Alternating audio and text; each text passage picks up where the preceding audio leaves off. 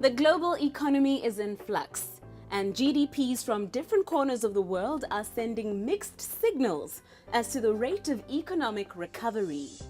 Our own economy grew by 3.6%, down from 4.2% in 2012, during the 12 months to March 2013. This was attributed to both the 6.1% contraction of mining output and a slowdown in growth in the non-mining private sector. When First National Bank Botswana announced its end-of-year financial results recently, many were eager to find out how exactly a bank that has branded itself as a pace-setter in the industry had navigated the challenges associated with the current economic climate. Contributing to the tough conditions is the increasing competition within the financial sector. With the introduction of 2 new Indian banks, there are now 13 contenders for market share in all. Also, the Bank of Botswana continues to reduce interest rates in a bid to keep inflation in the 3 to 6% range. Tonight, we're bringing you a special edition of First Issues. We find out what new innovations FNB has used to produce substantial results once again. And of course, what new things they have in store for the consumer going into the next financial year. Welcome to First Issues. Welcome back to First Issues. During the recent announcement of the end-of-year financial results for FNB Botswana, the CEO of the institution, Loratwa Kgomontakwana, painted the picture of an economic landscape in which consumers are still under pressure and using debt to ease their burden. Reduced government spending has had a negative impact, especially on business, and both the private and public sector are downsizing their workforce. We have seen some mixed signals coming out of the GDP landscape. As some of you are well aware, global growth is showing some mixed signals. We are seeing some green shoots coming out of the US, but Europe is showing some sluggish growth, and the East are showing very, very small growth rates. In Botswana, we are not much different from what's happening in Europe. We are showing some sluggish GDP growth rates. In Botswana, we registered a GDP of 3.6% in March, which was down from 4.2 that we registered in 2012. What is concerning, however, with this GDP is that, unlike before, where we saw mining GDP coming off, we saw non-mining GDP, however, prepping up our GDP to come up to acceptable levels. This time around, we are seeing non-GDP also following and falling from 8% to 6.3% levels. The consumer continues to be under pressure. Credit growth continues to be very, very strong. And this is because we are now seeing the weaker conditions that are within the consumer segment being where debt is used to alleviate the consumer stress by consumers borrowing more than what has been the way they have been doing it in the past. That green line that shows the trend going up is showing credit growth for households overtaking credit growth for firms. So householders are borrowing more than what they are depositing, creating what is called a negative net burden, therefore showing that there is a lot of vulnerability around consumers. As you can see, the net debt of consumers is increasing, and as I said, household debt is approximately at around 30% of their disposable income. Not bad by international standards, but quite high in terms of the trends that we have seen in the country. What we are also experiencing in the business environment is corporate balance sheets are now becoming less liquid, as corporates are also now becoming a little bit less in terms of their growth. And we are seeing professional funding becoming a lot more expensive, therefore taking our cost of funding a little bit higher than what we have seen in the past couple of years. We are also seeing that reduced spending is having a negative impact, especially for SMMEs and commercial. And we are seeing, as a result of that, private sector as well as some of the public sector departments are now forced to downsize employees. A three-sided operating model in response to this environment was also described, highlighting, among others, an influential partnership with Rand Merchant Bank, or the RMB brand, as well as a preference for secured over unsecured loans. We run what we call a triangular model. This triangular model places the customer right in the center of all our bank activities. Our model has got three sides, which are made up of product houses, segments, and channels. The first segment that I will talk to is public sector. By the way, we've got three segments. We've got public sector, wholesale, and consumer segment. In the public sector space, we have embarked on a strategy of providing e-solutions to government. That way, we would like to penetrate government departments who, as we know, don't normally borrow that much locally. So our strategy has been one of penetration of e-solution. We have had great partnership with the Botswana Post on prepaid electricity, which we launched last month. And we have landed the RMB brand, and I'll be talking a little bit more about how we are landing the RMB brand in country. We have now got RMB Botswana, and very soon you will be seeing the RMB logo going up our building, showing the three brands that we have in Botswana, which is the FNB brand, the West Bank brand, and the RMB brand. Because of this partnership that we have with RMB and the fact that they are now they're becoming an established brand in the country, we have been able to penetrate some of the local or some of the government areas, and as a result, we are very proud to show some of the big deals that are in the market, such as the BDC deal, which was in the papers of about 400 million, was because of this partnership. As a result of that, our strategy on advances growth showed some very, very impressive growth rates. In the last 3 years, it has now grown by 423%. Of course, the other strategy under the consumer segment is that we are continuing to grow our consumer book, our consumer advances book, even though we are not growing it too much in the unsecured lending space, as we are a little bit uncomfortable with the stress that we are seeing building in the unsecured consumer space. But we are very, very comfortable more with the secured lending under consumer. But it doesn't mean that we are not lending at all. With the right risk appetite, we will definitely give a loan. There's been a lot of focus on group schemes, which has given us attraction in terms of growth in advances. And that's because with the group schemes, we have also got the relationship not just with the customer, but also with their employer. Next, we look at how the bank's product houses further their continued bid to move their clients away from the more costly in-bank transactions and towards their electronic and mobile channels. Lerato details plans to introduce innovations like slimline devices and automatic deposit terminals for use by consumers in the very near future. We are going to have some innovative solutions in the coming year that we are going to introduce. First in line that I've talked about is the slimline device, which we are already piloting, and you'll be seeing it in the coming year. It's going to replace the mini ATM that some of you may know, but it's a lot more sophisticated and a lot more beautiful and a lot more technologically advanced than what we used to have in the mini ATM. This particular innovation is going to help us penetrate more into the remote areas, and also it's going to help us to provide a cash management solution for our merchant clients. What happens is you put your card into the machine just like an ATM, it gives you a receipt, and you go cash the receipt at the till, or you buy groceries using the receipt. So we're very excited about this upcoming innovation, and you will be seeing it around in the merchants that you'll be visiting. The second innovation that we are going to put in is the ADTs, which stands for automatic deposit terminals. The ADTs are really your deposit teller. With the ADTs, you don't now have to go and queue in the branch to give your money to a teller. What you will do is you will just put your money into the ADT, and the ADT will credit your account immediately, and you will get your usual message telling you that your account has been credited with the amount that you've just put into the ADT.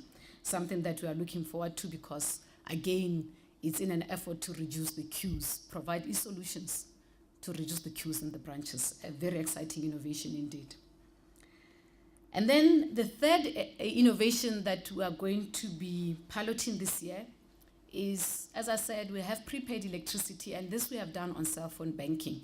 We are excited to tell you that in the coming year, you will be paying your prepaid electricity both on ATMs as well as online banking. So increasing the channels through which you can now pay your prepaid electricity. So look out for this innovation in the coming year.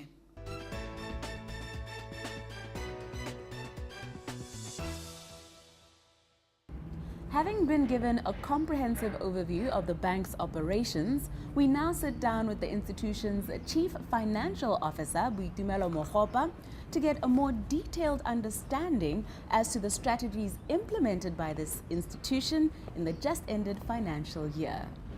Could you kindly begin by giving us a summary as to how 11% growth was achieved even in what the bank itself has described as a tough business climate? As a bank, one of the strategies that we pushed this year was to ensure that we grow our balance sheet. We also said that it's not enough to just grow the balance sheet, we should also grow it in an efficient manner. So what we then did was then, as the deposits came in from the customers, we deployed our deposits into higher interest-bearing assets in terms of being loans. So you'll see, if you look at the asset mix, that we have increased our loan book and reduced our holdings on Bank of Botswana certificates. We are very proud of this growth, and it came really from areas that we have focused on as a bank, and we call them the secured environment. I'm talking about property loans. Property book grew by about 16%. And again, if you look at how the property book has grown, it's a mixture of the consumer segment, where now you and me are still wanting to own homes. It came really also from commercial here and there. We saw a 30% growth in West Bank. West Bank was really driven by mainly commercial segment, and not much from consumer, because as you can imagine, as consumers are under pressure, buying cars is a luxury more than anything. So we saw a decline in the car sales, and it's an industry this thing, because as you can see, as you also ask around in terms of the dealerships, they are also experiencing a decline in sales of cars. We saw a 39% increase in the retail book. The retail book is actually made up of overdrafts and what we call term loans. The term loans would be coming out of especially scheme loans. This year we had a concerted effort to drive scheme loans. Scheme loans would be in partnership with employers, where we say, can we offer your employees loans and help us deduct the salary from source. So we were quite successful in the strategy this year. We're happy with it because, again, it's safe from the bank's perspective, because the employer pays us. And again, the employee benefits because the rates are quite subsidized, because there's that safety net of being able to deduct from source. And the employee is also quite comfortable because at least their employee is getting a good rate in terms of their loan. So we're quite happy with that portfolio. This year also in this portfolio, we've been able to pull off big deals in our public sector segment in terms of the term loans themselves, where we were able to collaborate very well with our sister company, RMB, to structure big deals like we did with Botswana Development Corporation early this year, where we offered them a 400 million Pula loan. So we were quite excited about this as well. That's how we were able to produce a 39% year-on-year growth on our retail book. And all in all, our balance sheet in terms of term loans, in terms of loans, we're at 10.4 billion, which is a 23% year-on-year growth on our advances. And as I said, we're quite excited about that because it happened in the right portfolios. Are there any advantages at all within this current economic climate? That's a tough one. Because I suppose you can turn around and say, how come the bank has been able to perform well? Not really, but I guess if I reflect on how we've been able to manage, it's really out of resilience and also having robust strategies. It's really difficult because, as you can imagine, as a country, these are trying times, and Botswana hasn't gone through this sort of sluggish economic activity before, so it's actually trying times. So if you don't have robust strategies and resilient and agile staff and structures, it is quite difficult. One of the tactics that was said to have been implemented to achieve the bank's success in this past financial year is a centralization of collections. Could you please unpack that for us and help us understand it better? FNB is quite known for its product-centric approach, wherein you know that there's West Bank, it's a strong product house, there's property, it's a strong product house, there's credit card, it's a strong product house. So what used to happen in the past is that a customer would have all these three products as an example. So a customer may default in one of the products, and the next product house will not know nor track that activity. So you find that you're not talking to each other, in the sense that at the end of the day, it's one customer. And if they are defaulting in one product, it will ultimately affect the rest of the products. So when we centralized, we said ultimately the customer is just one customer. So when we begin to collect, let's go to the customer with a consolidated approach and say, Mr. Customer, yes, you are owing us on the credit card, but I can see we are still okay on the property, but you are owing us. So can we please just get a payment so that it doesn't ripple onto the other products? So that has helped us because we are more coordinated. And even when we go to the customer, it's not three people going to the customer, it's one collections department going to one customer, and we are a lot more coordinated this time around. In summary, the year that we have just concluded, we have seen very tough economic conditions, especially in the credit risk space. We have, however, refined our operating model some more to get efficiencies and to provide better service and solutions to our customers. This has helped us to produce a very strong balance sheet growth, as well as increased transactional volumes, positively impacting on non-interest revenue. What separates you when it comes to the formulation of winning strategies? I think first of all, what we did 4 years ago, we had a 5-year sort of strategy, and every year we go back to it and review it. As market changes, like when interest rates change and things change in the environment, every 3 months and 6 months, we go back to the drawing boards and say, are we still on track? Are we still on track? Should we tweak here? Should we tweak there? Should we shift it?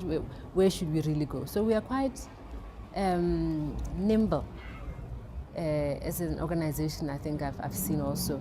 And what I've also seen as an organization, particularly the EXCO team, is just how we're able to just rally behind each other to back each other up to achieve this common goal. So I must say that our strategy is very robust. It's also very nimble because we are saying, we are not operating in a vacuum. As things change, can we just shift and chop and change if we need to do, just that we can arrive where we'd like to get to. So that's really what I can attest to from an FNB strategy formulation perspective. What of the dreaded bank charges? Some consumers are of the view that FNBs are comparatively higher. How we differ in terms of the way we charge our customers as FNB is that in an effort to be transparent, we tend to itemize our charges versus other banks. Some of our competitors tend to lump charges and give you one charge for a whole lot of things. We tend to itemize our charges so that you understand where you are paying the most and how you can make your charges a lot more efficient, so that you can understand that going to a branch and cashing a check is costing you more than if you were to use cell phone banking or to use an ATM machine. That is why we continue wanting to itemize our banking charges, that just so that you as a customer can continually understand where your money is going. We are seeing an influx of new banks which are actually coming up a bit stronger.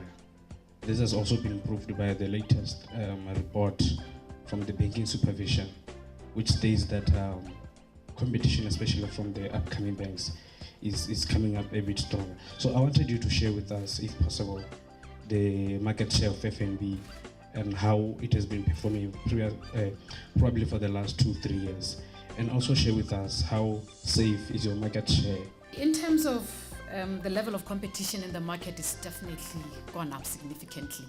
We now have a total of 13 banks in the country, which is quite significant, as you know. It's a big increase.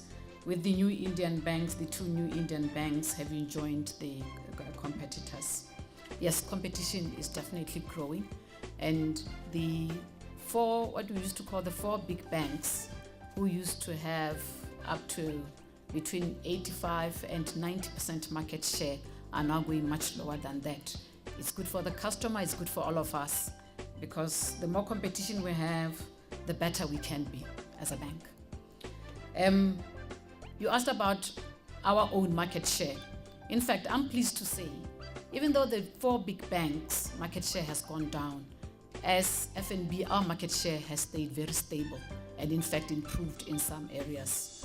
We tend to hold the biggest market share in property. We have the biggest market share in point of sale machines. We have the biggest market share in asset and vehicle financing in West Bank. And we continue to hold the biggest market share in most of the secured lending product houses. So if you ask me about our average market share, given that market share will be different given the product house and the segment that I talked about, we range from anything between 22 and 25% market share in average as a bank, which we are very happy about. And as I said, that market share has stayed somewhat stable and improved a lot in some areas. We take it that the connection between strategy and agility with resilience has been made clear through this episode. From me, Nameto Sibina, the team behind First Issues, and our sponsors First National Bank, we wish you a good night and pleasant viewing.